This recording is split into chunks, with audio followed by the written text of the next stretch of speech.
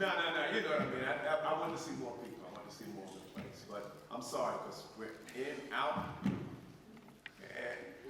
why did you laugh at that? The video, in, out, and out. It's not, okay, and I love Clockwork Orange, so that was a reference to Clockwork Orange. Well. I can't top that. I enjoyed all of you. You're all very gracious. I can tell the intensity with which you love the warriors and the specificity with you ask questions and the understanding. And if I say a line, you all finish it for me. So I know you're hardcore Warriors fans. We love that you all invited us here. And it's been a terrific convention, so thank you for coming. Bless you.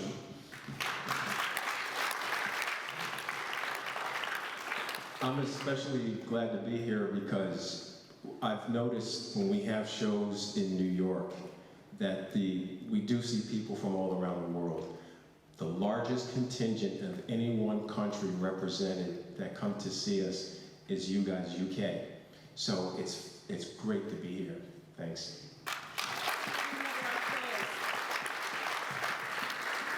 So this is the first conclave of its kind in the United Kingdom, I think Europe as well. When you were filming the film, did you actually think it was going to be so popular now, Michael? No, I don't think anyone had any clue. We were just very grateful to have jobs. You know, it got us off the dole for a few weeks. No, I don't know that any actors or producers or directors or whomever that are involved in the making of a film have a clue that it's going to become so beloved by so many generations of fans. I mean, you're not thinking in that term, and it's because of all of you and people all over, and passed it down, dads and uncles and moms and brothers, to 10-year-olds come up, and I'm always amazed. How do you know about this film? And so we had no clue. At least I had no clue. Did you have a clue? You were still looking for people, though, right? People who need people. Terry, what do you think? Did you think it was going to be that big? No, I'm like Michael. I just glad I had an acting job. I was running around. We were young, and I think it's been said though. I'm not sure if Michael said it, but we talked yesterday about because the film hit so big, and it did. It was the top grossing film for a short while. And then the violence started coming around in Boston and LA. Did it hit New York also? New York also. And they sort of pulled the promotion and pulled the plug, and the movie sort of just went silent. So for me, I was just thinking, oh, well, the job's done. I got an acting job. Let's get another one. And it wasn't until it sort of went underground when all the HBO and all the home box office and those things started showing it, that all of a sudden it kind of reburst on the scene maybe 10, 15 years later. And I think Michael said yesterday, but I'm not sure if it was Brian, who said, I'm not even sure that the film would be as popular as it is today, or the cult film it is today, if it just had a normal movie run. But what happened is it got yanked, and people sort of heard about this thing, and then there was this desire and this impetus to try to find the Warriors, but people couldn't get their hands on it, and it sort of had its sort of underground life that sprung up like a green shoot after winter, and it's been awesome. Yeah, when you do something like that as an actor, are there any actors in this audience? No actors? Okay. We got real people. Yeah. I don't know if you... In the United States, we have commercials. Yeah, and in the beginning of the commercials, it's always real people, not actors. So what does that make actors? But no, you do a project like that, you do the best job you can. You hope that you have a gathering of people, which we did. And it was one of those things every couple of years that you just hope the right galaxies form and spin, and there you have it. But at the time, we just tried to do the best job we could and look for the next job to pay the rent. Yeah, so Dorsey, when did you become aware how popular this was?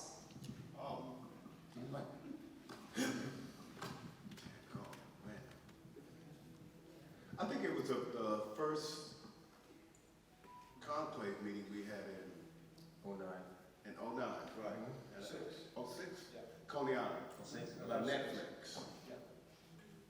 When I got that call, you know, they wanted to do a bunch of us getting together. It's like, really? Are you for real? I went with the expectation of maybe Netflix was just trying to push, you know, some Netflix, right? Buy our product. And I went, and it was the first time I had people actually come up to me and say things. It's hard for me to put it in context because I'm the type of person that I try and keep things extremely real. But it was weird to have the first person come up to me and say, this film changed my life, and you like saved my life. That's a heavy trip to put on somebody who basically looked at the film as, you know. How'd you look at it? I mean, it wasn't a put down, but then again, during that time, the budget for the Warriors was not an astronomical amount of money to make a film. It was fairly low budget. But for somebody to say it changed their lives, and you're sitting there, you know, it humbles you into a certain way that you just can't sit there and go, man, it's just a damn movie. And it was person after person that kept coming. Even when we sat together, like in the grass in those chairs, the movie comes on and everybody around us is like fixated on this thing. You know, they're cheering at all the right parts. I didn't see this in movie theaters. You know, a couple of times I saw it was at a screening. So I'm actually sitting here going, these people love this movie, and they're like 10, 15 years younger than me. And at every event we had afterwards, it got bigger and bigger. So with me, it was a small and increments of realizing, holy shit, this is huge. You know, it's bigger than me. So it becomes now like a responsibility, at least to me, to go, okay, understand that it's not me who calls the shots. I said it yesterday. I can think whatever I want of this film. It doesn't matter. It now has a life of its own. It will go on with or without me. So respect the film. The whole thing about doing films is to get people to watch them. If actors had to go, oh, the movie is nothing, I don't like it, and we shelved it, who cares? If the people look at it and say, I like this movie, it touches something, then me as an actor, I have to respect that. I mean, I really do. I have to sit back and go, something we did collectively touched people. So respect the film, respect the art, respect what it did. As far as my concerns, you know, there's too many kids here. You know what opinions are. Everybody has an opinion. You know what I mean, adults? They're like, hello, everybody has one. It doesn't really matter. It's taken on a life of its own, so I now respect it that, hey, look, this is bigger than me. No matter what else I've done in my life, it's minuscule compared to how this went from nothing. Like he said, pulled out of theaters, riots, all of that stuff, stuck underground, basically left for dead. It came back on its own, and that's only through people. I didn't do that. So yeah, I'm blown the hell away.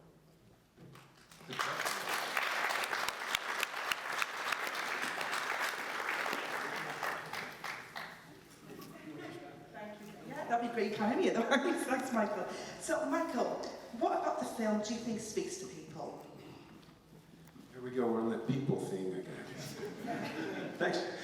Well, I think there are a lot of things in the movie, but as I said yesterday, I think probably it's a very simple story that has been told many times in film and in literature. And I think the commonality that we all have, you know, sometimes in our dream world or nightmare world, The Warriors basically is a movie about the innocently accused being relentlessly pursued by everyone, and all they're trying to do is get home to safety. I know I've had those kind of dreams before, you know, whether it's animals or people or whatever that are, and I didn't do anything, but they're trying to get me. So I think that taps into a kind of primeval, you know, commonality that we have as human beings. And we pull for that falsely accused, innocent group, even though they are gang members, but within that context, we pull for them to get home and get to safety. And I think that's probably the thing that emotionally connects with them. And then it was a movie that just visually was way ahead of its time. You know, with all the different colorful, I can tell you, Dorsey and David, who grew up in the city, there were no gangs that dressed like any, they dressed more like the orphans than anybody else. So, you know, visually it was an exciting and kind of surrealistic comic book view of what gangs may be. And New York City itself was a primary character in that movie because, you know, people talk about, you know, if they made a remake today, it would be nothing like late 1970s New York. It was a gritty, darker place than it is today. So. Yeah, I definitely think, if, you know, you might not agree with me, but I don't think it would work today if they tried redoing it, to be honest. But Terry, you played Vermin. You got some really funny lines in there. You're very comical because you nearly got fired from there, didn't you? Not fired, sorry. You nearly got killed because we weren't sure things were going to happen properly. So you had like a comical type of element. You brought that to it. Can you tell us a little bit about that? Yes, as I said yesterday, I was looking at all the characters and they were all very strong and very stoic and had, you know, these strong lines. And if you look at the film, early on in the graveyard, we're all almost like cookie cutters. I mean, not Michael and Jamie, but the rest of us, well, he never says anything, but when he does, he speaks loud. But the rest of us were all saying, Swan's war chief, you better stop, big boy. And we all sounded the same. It was kind of, and I said, this is just not going to work. This character is not going to last unless I do something else. So I started to create this character from an old Hercules cartoon series where this one character said everything twice when he got excited in a high squeaky voice. So you get, we're going to get jabbed here, we're going to get jabbed, or hurt me, or I like that, I like it. And all these things started coming out. And I couldn't go too far, but I took it enough where the humor, I think, gave little breaks in the film, and certain people, like this little guy right here, loves Vermin, because you can stand up. Not happening. And now he says, I don't like you anymore. You know, so it was a piece. I think Walter liked it. Tom Waits, as he will tell you himself, you know, was getting a little ornery during the film, so they threw him into the train and killed him, and Vermin got a bigger part. That's incredible. So Brian, you know, in the film, you're very quiet. You know, you seem like the quiet one of the gang. How did you get the part? And what did you do? The audition process and things? Well, I went through a lengthy audition process. I was an off-Broadway actor at the time, and like many other people, I auditioned numerous times, and then I had to read numerous times and do a couple of screen tests. And one of the last readings that I did, I came back upstairs. I had a few chances when I read. They gave me a piece of script, and I went down to Central Park and just sat in the park and read it and learned it and worked it out. When I came back up, I kind of read it, and they says, okay, we're going to want you back. And that was it. I'm just the stars. I was lucky. Yeah. So, Dorsey, we had a really good question yesterday. Really good. Let me play Cleon. Why the hell did you go back and go and see with a dead body? You know, why did you do that? Because Cleon was stupid.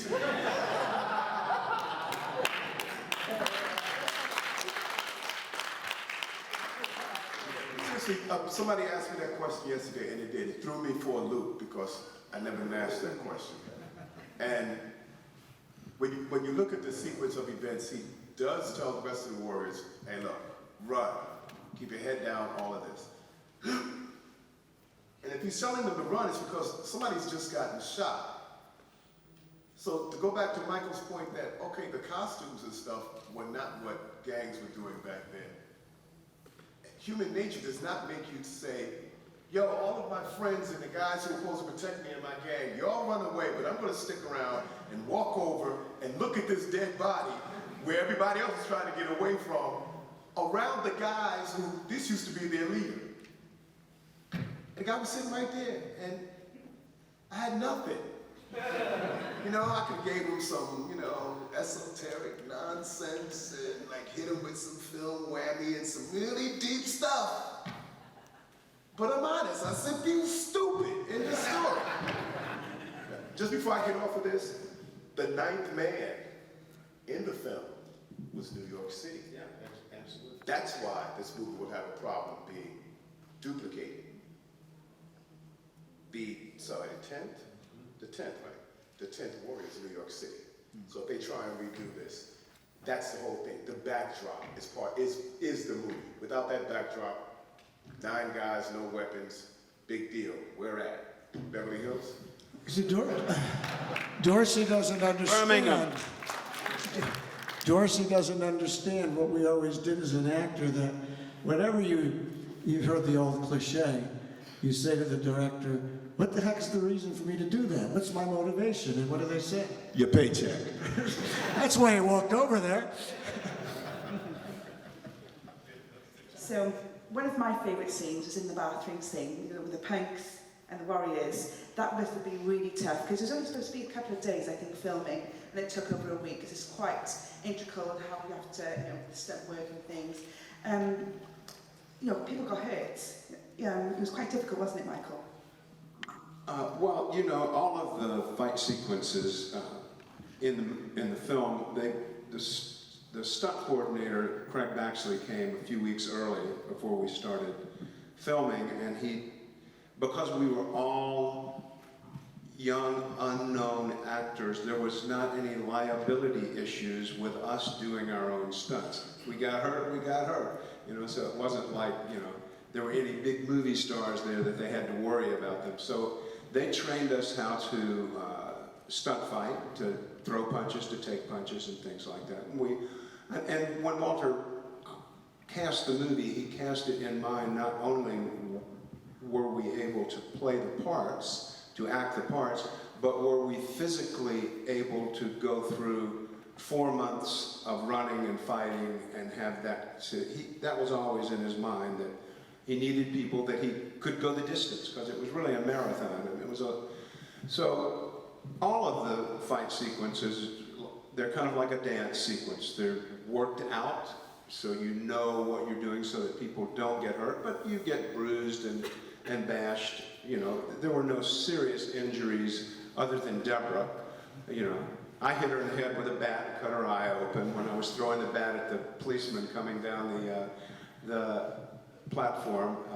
You know, so that's why she had this spit curl spirit gummed to her head for the rest of the movie. It was covering up the sutures in her eye.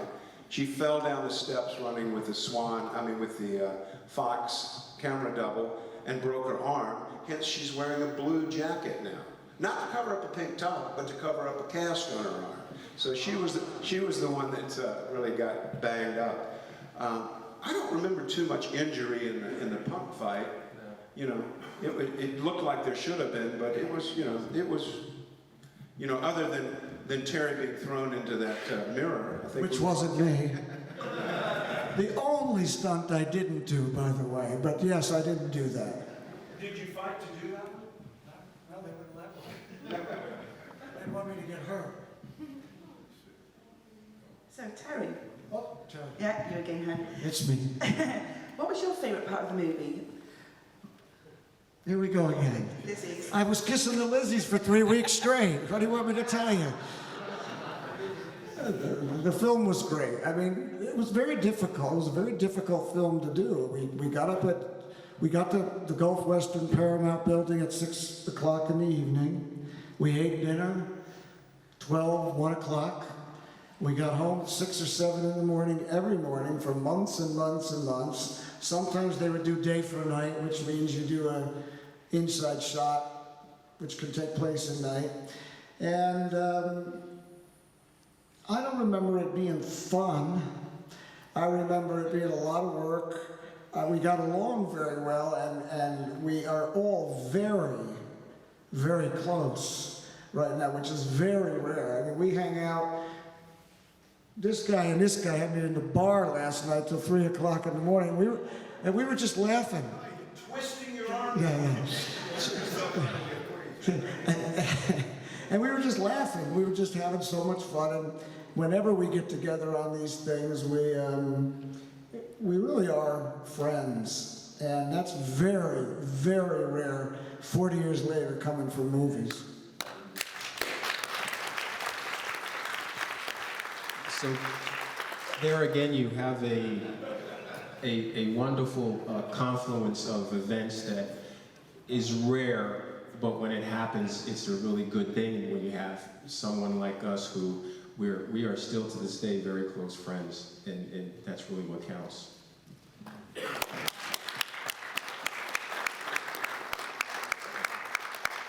Dorsey, you're the warrior chief. So what was your favourite part in the film? In the film itself,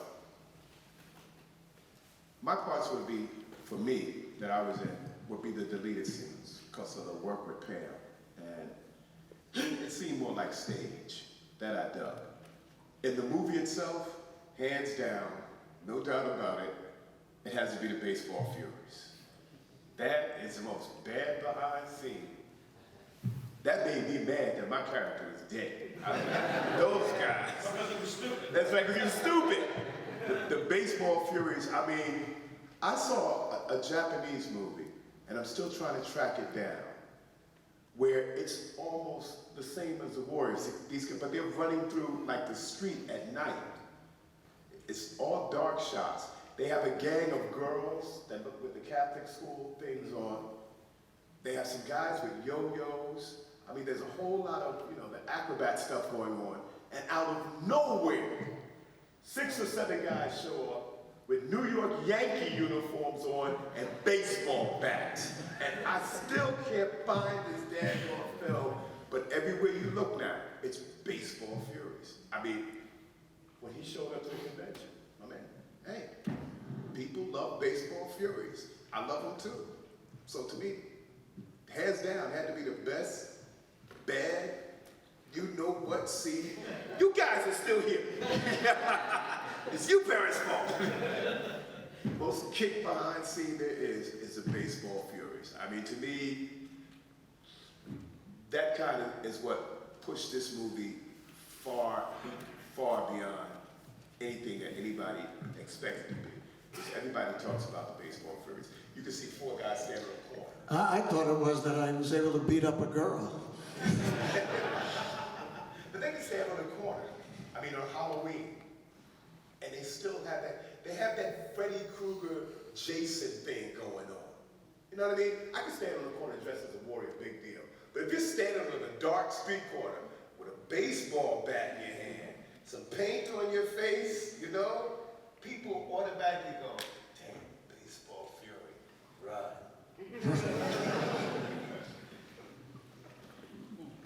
So you guys did a hell of a lot of running. You must have been really fit to do that. Really fit. So do you have a regime that you had to, would you go to the gym or something before you actually started filming, Michael?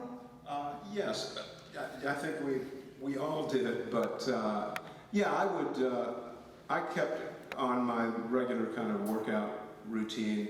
Number one, vanity does win out. If you're wearing a vest and nothing else, you're not going to drink 6 pints a night and not do anything about it. So we went to the gym, and I'd get up, usually around 12:30, 1 o'clock, go to the gym, work out, and then have something to eat and go meet, like Terry said, at 6 o'clock. And I kept running myself because I was always a runner. I used to run 5 miles a day anyway.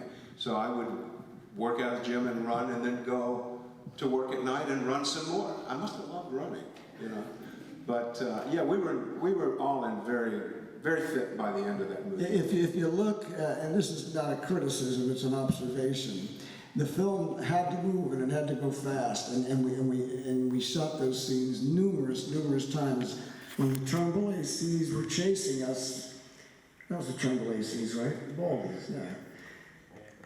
We did that 30, 40 times, and it was a long run. It wasn't just, in fact, if you look, the character Cowboy, Tom McKittrick, because they were shooting the scene so much, the Fury fight, he just wasn't as physically in shape as we needed to be.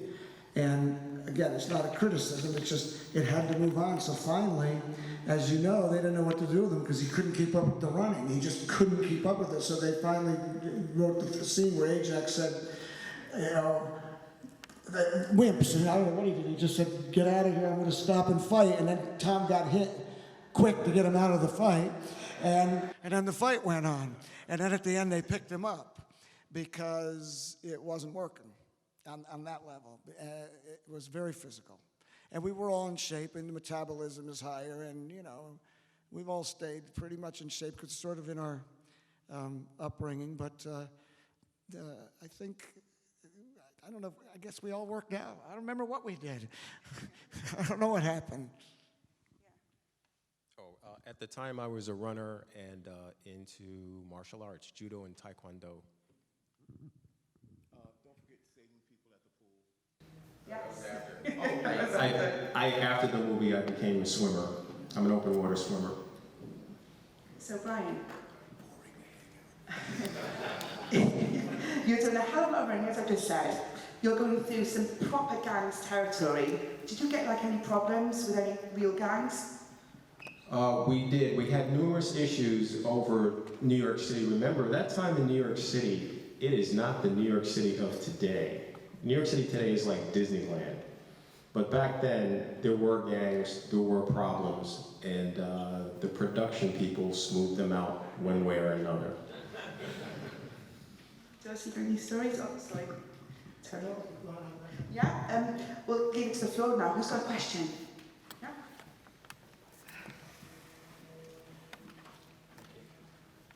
Hi there. We're all here because you all starred in our favourite film. But is there a film which you revere in the same way that we revere the Warriors? I'm a huge Aliens fan. Which ironically, Walter Hill had something to do with most of them, either writing, directing, producing. I'm really into the Alien series. I don't know. I like a lot of different films, you know, romantic comedies, what can I tell you? The weirder, the better.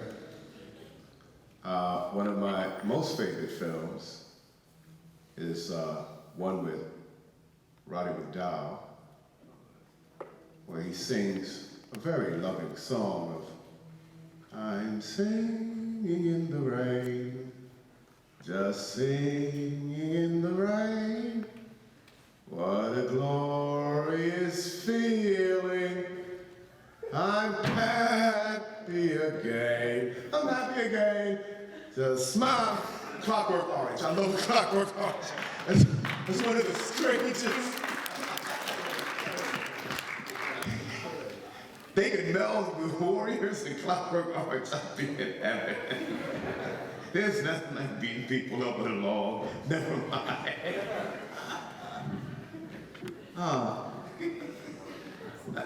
There's a lot of films that I like. I mean, my wife and I still probably go to the cinema once a week anyway, and still we like watching films on the big screen. So we like seeing movies. So I see all kinds of movies.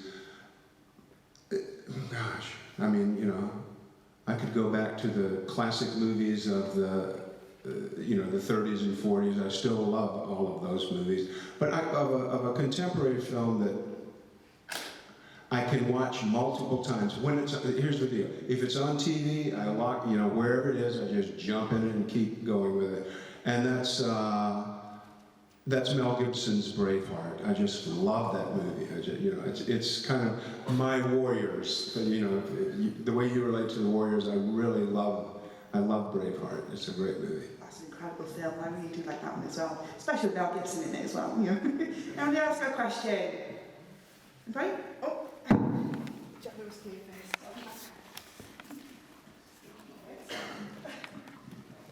I absolutely love the music in the film. What do you think about it? Actual music for the Warriors, all the tunes. One more time, translation, please. I love the music. Oh, yeah. Yeah, it's a great soundtrack. Yeah, and that's my favourite part, is actually the music. I agree. Yeah, absolutely. Who's on to the next question? Oh, there he is. Hi, I just wanted to ask about the director's cut, what you made of it, the changes that was made to the film, as well as what Walter was like on set, and whether he had any specific ways for directing each of you.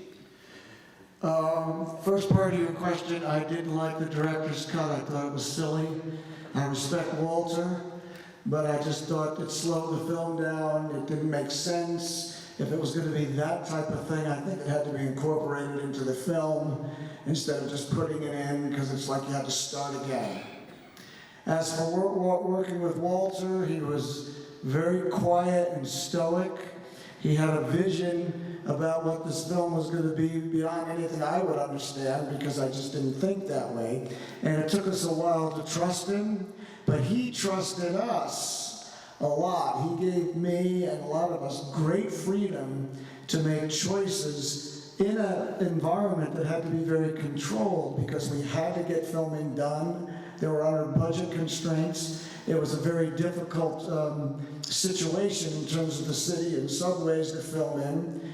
And we have to hit marks. You have to do a lot of action, but you can't be flailing away. You have to still think technical all the time. I got to get to this point. I got to hit this piece of tape, because otherwise you're out of the camera frame. And so we were young actors with a lot of very little acting on film experience, and he never made us feel that way. He made us feel like we were the guys he wanted there, and it gave us a lot of confidence to give you, though we didn't know it, what ultimately we gave you and why you're all here. And so I thought Walter did a tremendous job. Anybody else want a question? Or would you like to answer to me? No? Lady Friends. Yes, you were. Wait, to Nadia.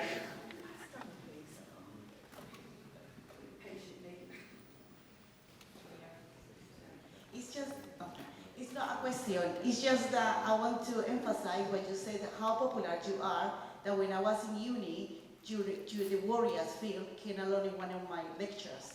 And I used the Warriors film as a reference in one of my essays. So that's how famous you are. I just want to say that. Does anybody else have a question? Oh, everyone's coming now. Just put that down there, please. Easier. Hi guys. Dorsey mentioned the deleted scenes. Are any of the deleted scenes you guys wish had stayed in the final cut? What about the delete scenes again? Are there any ones that you particularly wish were still in the final cut? Yeah. The whole. Here's one thing that you guys may or may not know. We shot a good 2 to 2.5 weeks initially. Something that Terry just said. We were all. Some of us had done maybe one movie. And many had done no movies, so we didn't have a lot of film experience. So, as you go on in your career, you find that most films and television are shot totally out of sequence. I've started movies and died on the first day, so I better know who my character is before I get there, because I'm doing my death scene. Walter, and I think that he did it in a very generous way, he shot that movie, I would say over 80% in sequence. Started at the beginning and shot it in sequence. And that's hard to do, because usually the shooting schedule is dictated by locations and things that you're getting this place now, so it doesn't matter when it happens in the story. This is when we can get the location and shoot it. But he really went out of the way, and I think he did it mainly for us, so that we could develop in those characters. So that first 2.5 weeks, and it's all deleted, is the stuff that we shot down at the boardwalk, which he wanted to take a Kurosawa film called Seven Samurai, which many of you may know. Walter wanted to take that introduction that Kurosawa used and kind of use that same kind of introduction of characters. So you saw Cleon introduced, you saw all of the other characters introduced. Swan was introduced, and you got to see him on the boardwalk with a big Bowie knife, and he was throwing it at a target. So you immediately knew who this guy was. He was a guy that was good with a knife. Now that wasn't in the final sequence, but in the end, he was a guy that was good with a knife. And what Walter found when they started editing the movie, they were editing simultaneously as we were shooting, and they would get the dailies back, and as they progressed, they thought, all this daylight stuff really is not going to work. This film needs to start at night. It's a movie that happens at night, and the only time you see daylight is the next morning. And so that's why a lot of that was not included in the movie. And there were some good scenes there, Actually, probably Dorsey should be saying this, but I don't know. When he was referring to Pam, he had a love interest before the film in the daylight scenes with Pam Partier, who was the actor Sidney Partier's daughter. And she was in a pretty significant, she was in longer than you, right? But they cut it out, and but they do show it sometimes, don't they, on the television cut or something? My thing was, we shot, if you do see the deleted scenes, a lot of them were reshot. I mean, the introductions, Cleon's speech, I can't remember, fuzzy on, did they actually show? They did, they showed it in clips with the subway there. But Cleon's speech with the Wonder Wheel was the exact speech that Cleon gave during the day. It's still on, and we're going. And he would go through that routine with some parts edited out. Because I remember going back that night, and I'm ready to study lines, get my stuff together, and he tells me basically the same thing you said before, and I looked and I was like, I did this already, let's go. The day stuff with Pam, not all of it, but some of it I felt we probably could have did at night because it would still have the same effect, and I'd probably done it better than I did during the daytime. She blew me away on screen. It was like, I'm going to show you how this is done, son, okay? So this up. But yeah, if they'd done some of that, okay. But I understood that the day shots, if you're going to say they're going through all of this turmoil at night, and the relief is once they get to Coney Island, it took almost 8-9 hours, that now the sun comes up, then the film becomes out of balance if you do day, night, day. It kind of loses its. So you really want to condense stuff. Plus you got 90 minutes. I mean, come on, let's be real. Unless you're shooting Ben-Hur or something like that. You got to condense this, and then you have to find the best way to present it. So if you're stuck with day, night, day, and it kind of off balance, then you're going to condense a lot of night stuff. If you say, okay, well, let's do relief when the sun comes up, then you have all of this night to do. And it makes the audience go, well, the sun is coming up, so this got to be coming to an end sooner or later. These guys aren't going to run into another night. So yeah, I understood that night stuff. It worked. Anybody ask a question?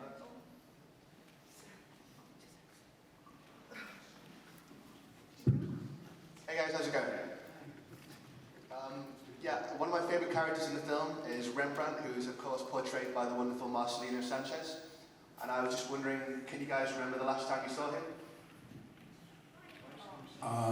The last time I saw Marcelino was during the movie. So that was my last time. And he was a wonderful person, truly wonderful. I saw Marcelino 2 years after the movie when we were all in LA. We would do things together periodically, and then I lost touch with him because we didn't get together for a lot of years. I mean, Michael and I did a little bit in Los Angeles. Then there was a period of time when the film was becoming the film, when all of you were young, that we just didn't keep in touch. I mean, he was a New York State police officer and he's already retired. I know he looks like he's 30, but you know, so a lot went on. And then when it came up, Marcelino wasn't alive anymore, so. Last time I saw Marcelino was actually on set. And you know, I didn't do a lot of the other stuff, but I mainly remember him from those day shots. Because being like a New York actor, we like gravitated towards each other, you know, and he would tell all his jokes, and I would mess with him and go, you know, 3, 2, 1 contact, that type of stuff, you know, reading Rainbow, because he did a lot of Channel 13. He was very prominent on the learning channels, Channel 13. Then after that, it was just, you know, you basically go on your way, and like I said, this film went underground, and by the time we all got back together, is when you start finding out that, you know, certain people didn't make it. Real quick, as I said yesterday, there's a lot of people in this film, and you don't know them by name, and they don't get to sit up here and sign autographs, but they glued the film together, and so when you watch the film, just kind of mentally understand. They never saw this. They never saw it come from underground, you know. Ed Sewer, who was a friend of mine, was the leader of the wrist with the sunglasses, you know. I remember the last time I saw him before he passed. Along with Marcelino, they didn't get to see how this film, like, bang. So I'm always conscious when I see the film, you know, try and remember that. They glued this together.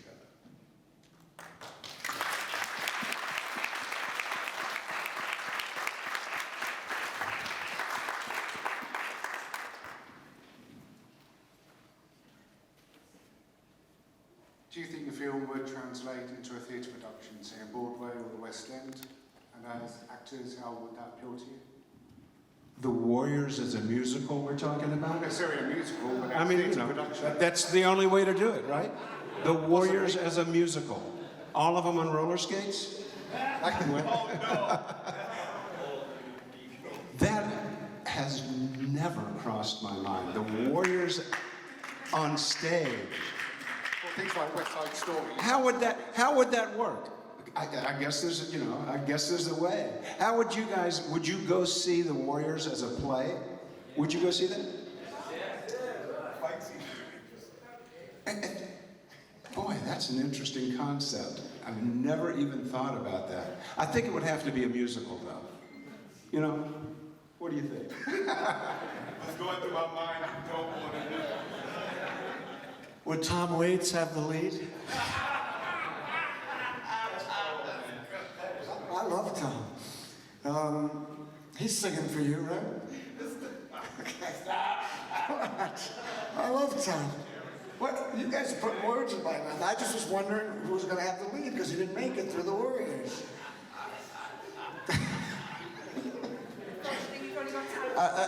Seeing the Warriors do a musical would be like having the Warriors in tights all the time. I don't know, but that's just my opinion. No.